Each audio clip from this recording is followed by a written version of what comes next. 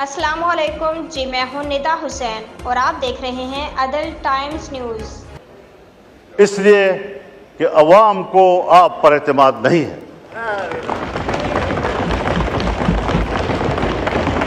اور یہ بات میں کسی ایک پارٹی کے لیے نہیں کہہ رہا ہوں۔ اگر میری حکومت ہو اور میں ٹیکس لگاؤں گا تو میرے ہوتے ہوئے شاید لوگ اعتماد نہ کریں، اس لیے کہ لوگوں کو پتہ ہے کہ میرے ٹیکس وصول کر کے اس کو باہر کے قرض میں دیا جائے گا، IMF کے قرض میں دیا جائے گا، ورلڈ بینک کے قرض میں دیا جائے گا۔ جب میرا ٹیکس میرے فلاح و بہبود پہ خرچ نہیں ہوتا، مجھے کیا پڑی ہے کہ میں عالمی بینک کو بھرتا رہوں اور اپنے پیسوں سے محنت سے بھرتا رہوں۔ اور یہ آج کی ریت نہیں ہے جناب اسپیکر، یہ ہمیں ورثے میں ملی ہے۔ جب انگریز حکومت تھی اور بر صغیر پر ان کا قبضہ تھا اور انگریز ملک میں لوگوں سے ٹیکس لیتا تھا تو بر صغیر کا باسی ٹیکس چوری کرتا تھا، فرنگی کو وہ ٹیکس دینے کے لیے تیار نہیں تھا۔ اس کو پتہ تھا کہ یہ میری فلاح پہ خرچ نہیں ہوگا، یہ ان کے عیاشیوں پر، اور ہمارا مال برطانیہ جائے گا۔ میں خود برطانیہ میں ایک موقع پر یوم پاکستان تھا اور میں میئر کے آفس میں گیا، پاکستانی کمیونٹی وہاں جمع تھی۔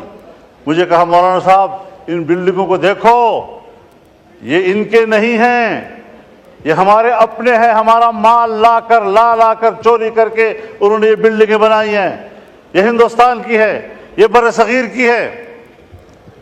اس کے باوجود ملکہ برطانیہ انڈیا آتی ہے اور پارلیمنٹ اس کو کہتا ہے کہ تم 100 سال سے ہمارے اوپر حاکم رہے ہو، تم نے ہماری سرزمین پر قبضہ کیا تھا، پہلے اپولوجائز کرو، معافی مانگو، اس کے بعد آپ ایوان میں آ سکتی ہیں۔ اور اس نے معافی مانگی، لیکن جب پاکستان آئی اور پاکستان کے پارلیمنٹ میں آنے لگی تو ہمارے اسپیکر صاحب اور چیئرمین سینٹ نے کہا ہم پہلے بھی آپ کے وفادار تھے، ہم آج بھی آپ کے وفادار ہیں۔ اس نظریے کو لوگ ٹیکس دیں گے، اس کو آپ یقین دلائیں گے کہ آپ کی ریاست ہے، ٹیکس آپ کے فلاح و بہبود پہ خرچ ہوگا؟ جب میرا پیسہ میری فلاح و بہبود پہ خرچ نہیں ہوگا، مجھے کیا پڑی ہے کہ میں اس قسم کے ٹیکس، آپ کے ظالمانہ ٹیکس ادا کرتا رہوں گا؟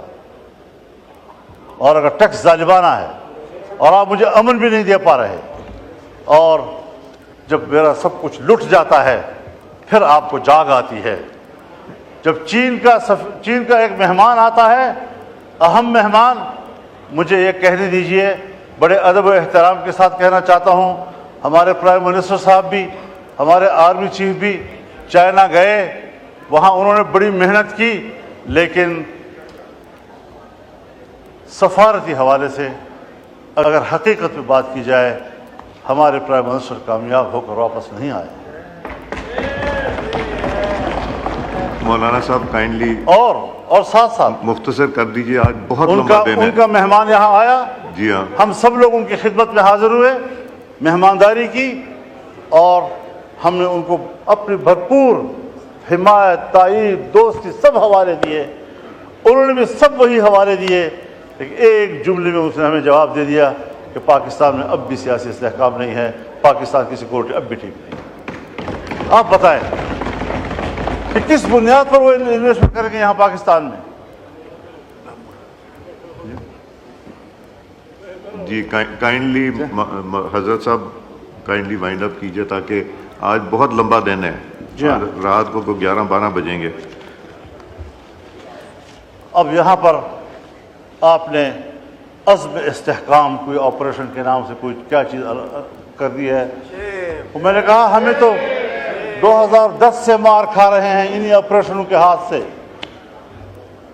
دہشت گردی کے خلاف جنگ، دہشت گردی کے خلاف جنگ، کیا دہشت گردی کے خلاف جنگ یہ بین الاقوامی ایجنڈا نہیں ہے؟ اس پہلو کو ہم کیوں نظر انداز کر رہے ہیں؟ باجوہ صاحب نے مجھے کہا، میں نے باڑ لگا دیا ہے، فخر سے کہتا تھا میں نے باڑ لگا دیا ہے، کسی کا باپ بنا افغانستان جا سکتا